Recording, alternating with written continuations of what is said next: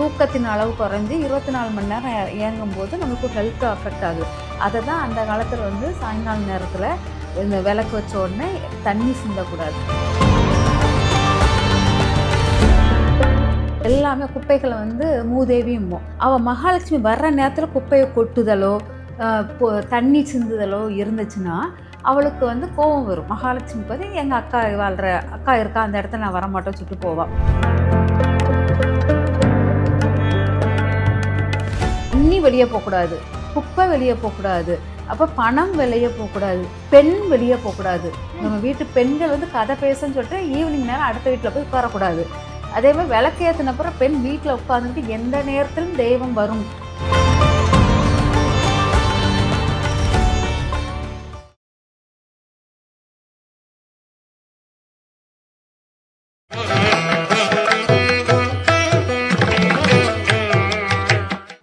TV நேயர்களுக்கு வணக்கம். நம்மளுடைய சேனல்ல தொடர்ந்து ஆன்மீக தகவல்களை பார்த்துட்டு இருக்கோம். அந்த வகையில் இன்னைக்கு நம்ம கூட யார் இணைஞ்சிருக்காங்க அப்படின்னா ஆன்மீக சொற்பொழிவாளர் ஜெயந்தி ரவி அவர்கள் இணைஞ்சிருக்காங்க. வாங்க உங்ககிட்ட பேசிடலாம். வணக்கம். வணக்கம்மா. எப்படி இருக்கீங்க? நல்லா இருக்கம்மா. சூப்பர். பெண்கள் வந்து இந்த விஷயம்லாம் பண்ணாம இருந்தாங்க வீட்டுக்கு நல்லது அப்படின்னு சொல்றாங்க. ஸோ இதை தாண்டி நம்ம வீம்புக்குன்னு இதை பண்ணோம் அப்படின்னா வீட்டுக்கு கெட்டதுன்னு சொல்றாங்க. இது ரெண்டுல எது உண்மை? இதெல்லாம் உண்மைதானா? இதெல்லாம் உண்மைதான். அந்த காலத்தில் வந்து மின்சாரம் வந்து வெளிச்சங்கள் அளவு கிடையாது இரவு நேரத்தில். அப்போது நம்மளாக வைக்கிற தீபம் தான் வெளிச்சத்தை கொடுக்கறது. அதனால் முதல்ல நம்ம வந்து வீட்டை சாயந்தரம் ஆனாலே வேலைகளினுடைய அளவை குறைச்சிருவாங்க. சூரியன் அஸ்தமனம் ஆன உடனே வேலைகள் வந்து குறையும். வீட்டு வேலைகள் அளவு குறைய ஆரம்பிச்சிடும்.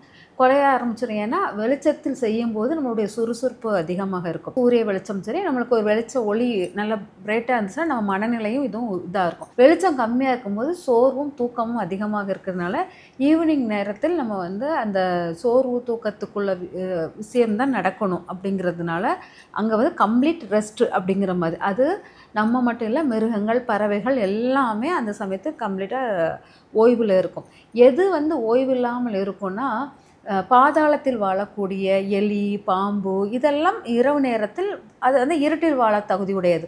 அதனால் அது ஓய்வு இல்லாமல் இருக்கும். அப்போ நம்ம ஓய்வில் இருக்கிற நேரத்தில் நம்ம வந்து என்னென்னா அமைதியாக கொஞ்சம் ரிலாக்ஸ் ஆகிற டயத்தில் வந்து நம்ம நிறைய மாறுதல் செய்கிறோம். ஏன்னா நம்மளுக்கு இப்போ வந்து வெளிச்சத்தின் அளவு கூடிடுச்சு. இரவும் பகலும் ஒன்று போல். இரவு வந்து நம்ம இயற்கையான இது விட்டுட்டு செயற்கையான ஒளி வெளிச்சத்தில் நம்ம வாழ ஆரம்பிச்சிட்டோம். அதனால் நமக்கு வந்து இந்த பகல் போல் இரவே நம்ம செயல்பட ஆரம்பிச்சிட்டோம். அதனால் நம்மளுக்கு வந்து அந்த பகல் போல் இரவு செயல்படும் போது தான் நமக்கு வந்து உறுப்புகள் வந்து 24 மணி நேரமும் இயங்க ஆரம்பிச்சிருது. தூக்கத்தின் அளவு குறைஞ்சி 24 மணி நேரம் இயங்கும்போது நம்மளுக்கு ஹெல்த் அஃபெக்ட் ஆகுது. அதை தான் அந்த காலத்தில் வந்து சாயங்கால நேரத்தில் இந்த விளக்கு வச்ச உடனே தண்ணி சிந்தக்கூடாது.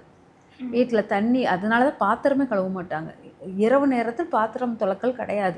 சும்மா அந்த எச்சியை மட்டும் அப்படி கொஞ்சம் அலசி அப்படி தூர கொட்டிட்டு காலையில் தான் பாத்திரம் துலக்கல் வேலையே நடக்கும். அந்த மாதிரி. ஏன்னா இரவு நேரத்தில் அந்த பாத்திரம் துலக்கல் வேலை, தண்ணி நிறைய சிந்தக்கூடாது. இரவு நேரத்தில் மகாலட்சுமி வீட்டுக்குள்ளே வர்ற நேரம். அவள் வர்றது வந்து நம்மளுக்கு முழு வெளிச்சத்தில் வரமாட்டாள். சூரியன் வெளிச்சத்தில் மகாலட்சுமியுடைய வரவு ரொம்ப கம்மியாக இருக்கும். ஏன்னா சூரியன் வெளிச்சம் வந்து எல்லா பொருளையும் அஸ்தமனமாக வச்சிடும். எதுவுமே நம்ம இப்போ சூரியனை பார்த்து ஒரு பொருளை பார்த்தீங்கன்னா அது நம்மளுக்கு தெரியாது. அப்போங்கும்போது அந்த மகாலட்சுமியே வந்தாலும் நமக்கு தெரிய போகிறதில்ல சூரிய வெளிச்சத்தில். ஆனால் சூரிய அந்திசாய நேரத்திலும் காலை உதய நேரத்திலும் மகாலட்சுமியுடைய நேரமாக நம்ம எடுத்துருக்கோம். அப்போ அந்திசாய நேரம் மகாலட்சுமி வரும் நேரத்தில் மகாலட்சுமி எந்த தூணில் துருமில் எல்லாத்திலும் இருப்பாள். அவள் வந்து எல்லா பற்றுதலும் உடையவளாக இருப்பாள். மாயப்பற்றுதல் எல்லாம் உடையவளாக இருப்பாள். நம்ம வந்து என்னென்னா குப்பைகள் இது எல்லா இடத்துலையுமே எல்லாமே குப்பைகளை வந்து மூதேவிங்கிறது மகாலட்சுமியோட அக்கா. ஓகேங்களா? அப்போ அவள் மகாலட்சுமி வர்ற நேரத்தில் குப்பையை கொட்டுதலோ தண்ணி சிந்துதலோ இருந்துச்சுன்னா அவளுக்கு வந்து கோபம் வரும். மகாலட்சுமிக்கு வந்து எங்கள் அக்கா வாழ்கிற அக்கா இருக்கா, அந்த இடத்துல நான் வரமாட்டேன்னு சொல்லிட்டு போவாள்.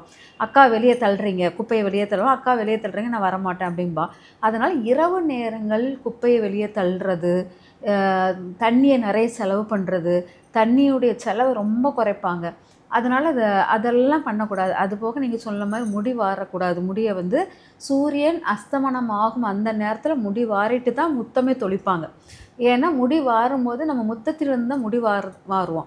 அப்போவுமே அங்கே முடி வாரிட்டு முத்தம் பெருக்கும்போது அந்த முடியிலேருந்து எல்லாமே கழிவுகள் ஓடிடும். அதனால் நம்ம முடி வாரிட்டு முத்தம் பெருக்கி ஈவினிங் நேரத்தில் கோலம் போட்டுட்டு அதுக்கப்புறம் முகம் கை கால் அலம்பிட்டு நம்ம வந்து முடி வாரிட்டு முகம் கை அலம்பிட்டு முத்தம் தெளித்து அந்த தண்ணீரை வந்து அப்படியே கொஞ்சம் கொஞ்சமாக தெளித்து பூஜை ரூம் விளக்கேற்றோம்லே அது வரைக்கும் தெளித்து எடுத்துகிட்டு வருவோம். தெளித்து எடுத்துகிட்டு வந்து அதுக்கப்புறம் நம்மளுடைய மாடக்குழின்னு வச்சுருப்பாங்க. அந்த மாடக்குழி வந்து நம்மளுடைய குலதெய்வம் வந்து உட்கார்ந்துருக்கிற குழியாக இருக்கும். நம்ம வீட்டில் உள்ள சாமி ரூமில் இருக்கிறது வந்து நம்ம வீட்டு மருமகள், நம்ம வீட்டு மகாலட்சுமியாக நம்ம வீட்டுக்கு வந்தவங்க வந்து பெண் வந்தவள், நம்மளை குலத்தை வாழ வைக்கிற வந்த பெண் வந்து விளக்கேற்றி அவள் வந்து இந்த குலத்தை தலக்க வைக்கிறா.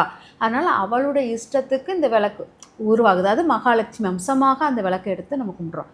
அப்போங்கும்போது முதல்ல நம்ம காவல் தெய்வங்கிற குலதெய்வம் நிலவாசலில் குலதெய்வம் நிற்கிறா, அவங்களுக்கு விளக்கேற்றிட்டு அப்புறம் உள்ளுக்கு வந்து நம்மளுடைய குலத்தை காக்க வைக்க வந்த நம்மளுடைய மருமகள் வம்சத்துக்குரியவளாக அந்த நம்ம வீட்டில் குலச்செழிக்க உடைய அந்த குத்து விளக்கு ஏற்றுறதும் அப்படி அந்த மாதிரி பண்ணுவோம். பண்ணிவிட்டு அதுக்கப்புறம் இப்போ நம்ம வந்து இந்த வெளிச்சத்தின் இதில் இருக்கிறனால பால் பொங்குதல் அப்படிங்கிறது ரொம்ப சிறப்பாக இருக்கும்.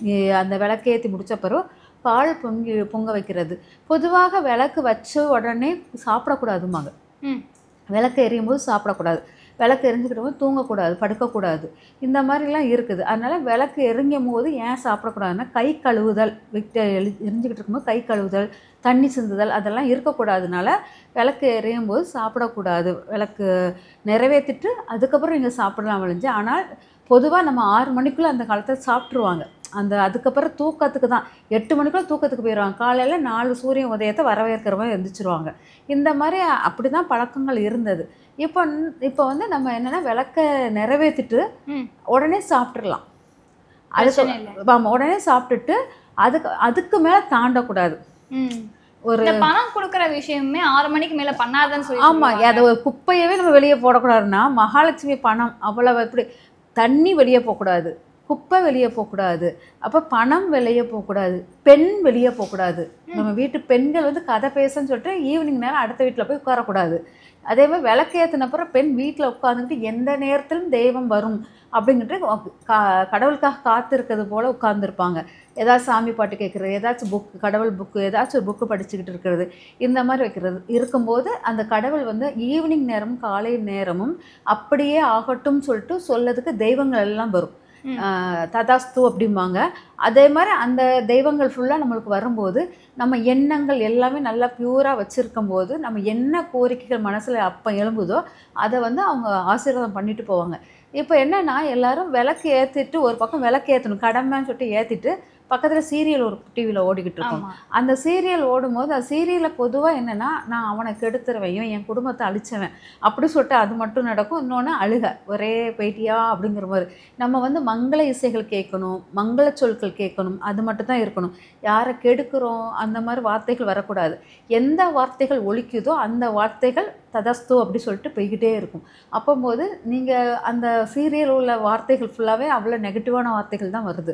அப்போ விளக்கு வைக்கிற நேரத்தில் நீங்கள் சீரியல் சவுண்டாக வச்சு கேட்குறதோ, சீரியல் பார்த்துக்கிட்டு விளக்கு வச்சுட்டேன் முடிஞ்சிருச்சு அப்படி சொல்லிட்டு நீங்கள் சீரியல் உட்காந்து பார்க்குறதோ, விளக்கு வைக்கும் போது மட்டும் வருவாங்கன்னு இல்லை, விளக்கு எரிஞ்சுக்கிட்டு இருக்கும் போதும் அதுக்கப்புறம் ஒரு 8:30 வரைக்கும் தெய்வங்களுடைய வாசங்கள் வீட்டுக்குள் உலாவிக்கிட்டே இருக்கும்.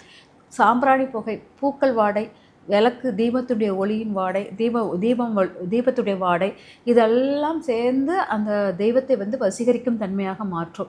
அந்த வசீகரிக்க தன்மை இருக்கும்போது தெய்வம் வந்து அழகாக உள்ளுக்கு நுழையும் போது உங்கள் வீட்டில் மங்கள இசையும் நல்ல சாமி பாட்டும் கேட்டுக்கிட்டே இருக்கும்போது அது உங்களுக்கு ஆசீர்வாதத்துடன் தான் போய்கிட்டே இருக்கும். அதே மாதிரி பெண்கள் வந்து மங்களகரமான ஒரு தோற்றப்பொழிவுடன் இருக்கணும். வெறும் நெற்றியாக இருக்கக்கூடாது. பொட்டு வச்சுட்டேன் அப்படிங்கிறத விட பொட்டுக்கு மேலே ஒரு விபூதியோ திருநேரோ சந்தனமோ ஏதாச்சும் ஒரு வைக்கணும். வெறும் நெற்றியில் விளக்கேற்றக்கூடாது, வெறுங்கையில் விளக்கேற்றக்கூடாது, கையில் வந்து வளையல் ஏதாச்சும் போடணும், கழுத்தில் இது கண்டிப்பாக ஏதாச்சும் ஒரு மணிமாலை ஏதாச்சும் ஒன்று போட்டுக்கிறது நல்லது.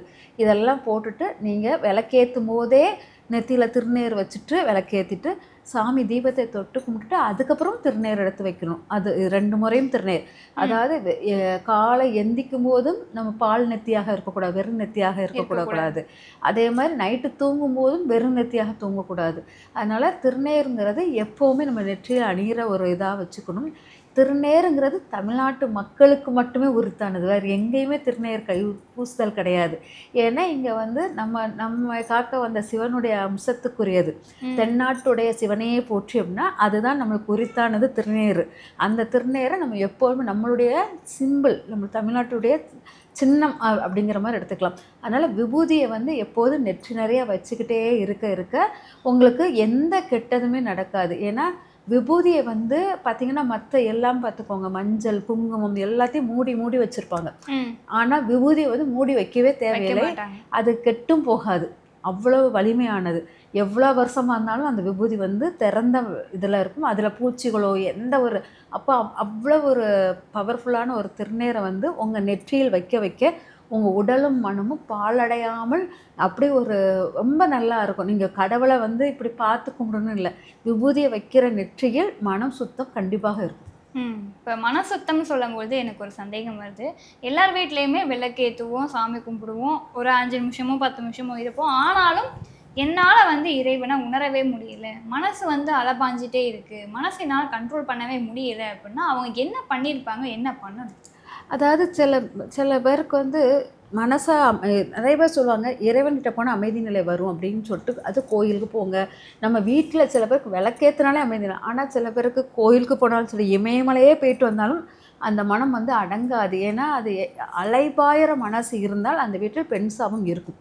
அந்த பெண் சாபம் இருக்கிற வீட்டில் தான் ஒரு இடத்துல வந்து மனசு வந்து அலையுது அப்படின்னாலே நிலாவுடைய தன்மை, மனசும் நிலாவும் ஒன்று.